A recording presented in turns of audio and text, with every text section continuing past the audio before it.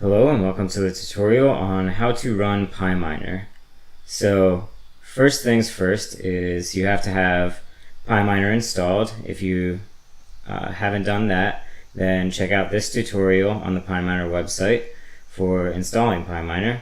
But once you have it installed, you can go to this next example, which I'm currently filming, and click on here to get the input file of the file that we're going to use for running this test run of PyMINEr.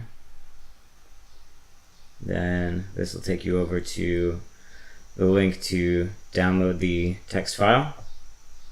Click download.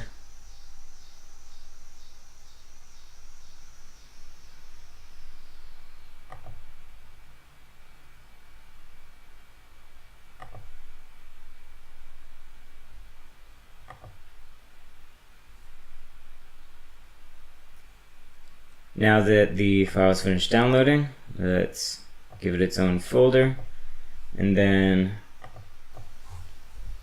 we'll pull up the terminal,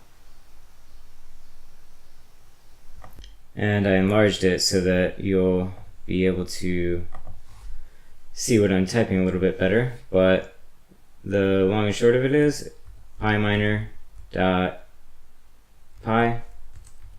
then -i for input, then just click and drag this over to the terminal.